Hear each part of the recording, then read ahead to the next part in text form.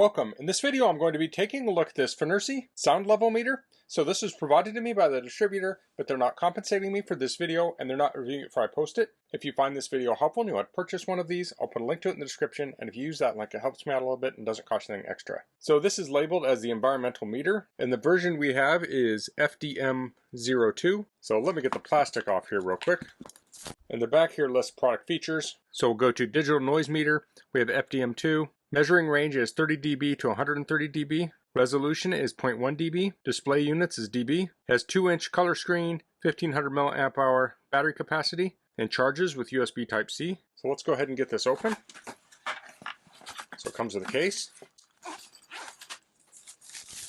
So here we have the sound level meter. We have the manual, and we have a USB-A to USB-C charge cable. So let's try charging this. So I have a phone charger. I'll plug into the USB-A, and then I'll plug in the USB-C on the bottom. So that's currently charging at 0.51 amps. So I'll go ahead and let that charge, and now it did boot up. But let's take a quick look at the manual.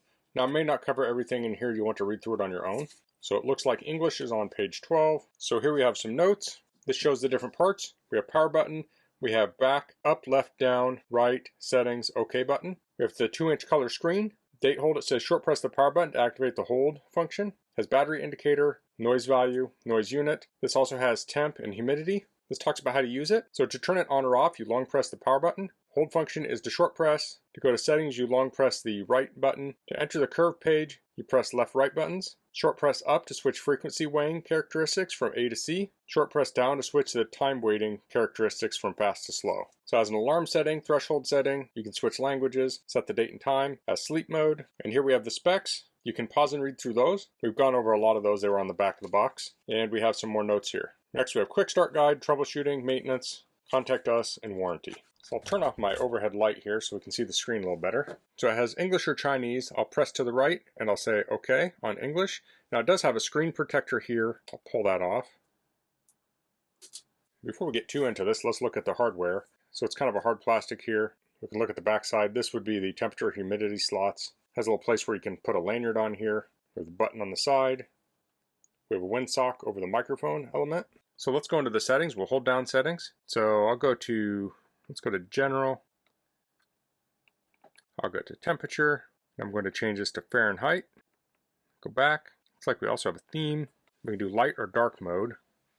We'll keep it on dark. Let's go to system. And here we can change the time. So I'll go ahead and set that. Okay, so I've set the date and time. So after you get to the correct number, you actually have to hit back to exit the specific area. So we have sleep brightness, factory reset. So that's pretty straightforward. I'll exit settings. So now we're in the regular interface. So we can see the dB here. So this is on dBA. So that will measure sound kind of how it's perceived by humans. And if you're doing something like calibrating speakers and stuff, then you want C. So I'll press up and this goes to C. So you can see that right here, A and C. We can also do fast and slow.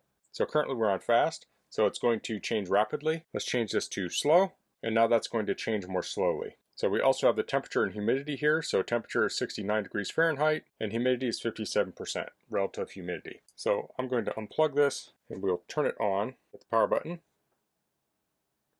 So it's booting up. Interestingly, it shut off when I unplugged power, but it does have the battery charged. So now I can back out a little more. So I'm not an expert on measuring sound volume. Oftentimes you want to point this towards your sound source and have it say like a meter away. But for most usages, like if you're comparing the sound of things, you want it the same distance away. If it's a meter or a yard, it doesn't really matter if you're just doing relative comparisons. So I'm going to find some things we can test the sound of, and we'll test it with this FNIRSI meter. Okay, so I have this sitting on an end table here, and I'll have it silent for a second and we can see the ambient sound level. So it's at about 34, 35 dB. So now my son is going to play some trumpet and we will see the sound level there. Okay, we can see that got up to around 100 dB. Now if I press the right button here, we can see a little chart. I'll turn this sideways and we can see where it peaked out there when he was playing the trumpet. I'll have him play another quick sample here. Let me zoom in more.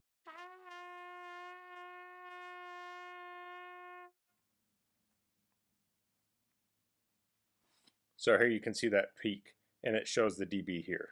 Now this also has a hold function on it, so to do that, you want to press the power button.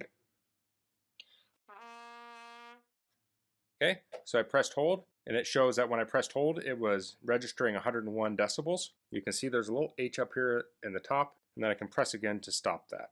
So now it's just going back to registering sound. Okay, so I have a little test set up here. I have 2 drills. Now this is not scientific by any means. It's kind of hard to show this, so this is all kind of compacted. You'd really want this further away. I'm actually going to zoom in on the meter a little bit. So the first thing I'll do is I'll get the ambient noise reading, and that's at about 36, and I'll run the drill. I'm going to suspend it off the table just a little bit. And I got around 90 there. Let's turn this on the slow mode. I think that will make more sense. So that was 90.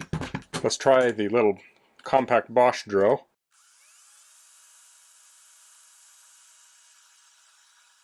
And there we got 82.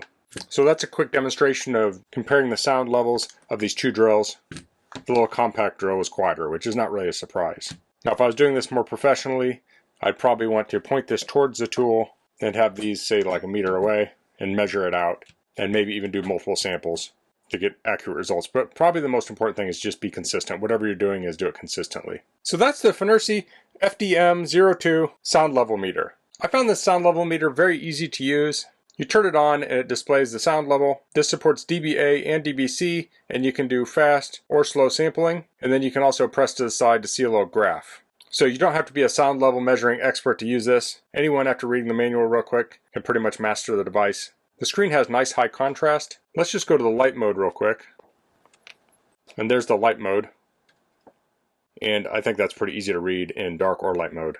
So a sound level meter like this can be good for doing environmental testing. You can measure ambient sounds. You can measure the sound of loud equipment, motors, engines, mufflers. You can check to see if things are in compliance. And this comes in this nice case, so it even has a nice way to transport it. So that's all I'm going to cover in this video. If you have any questions, please leave them in the comments. If you like this video, please click like. If you haven't subscribed to my channel, I'd appreciate if you can do that. And thanks for watching.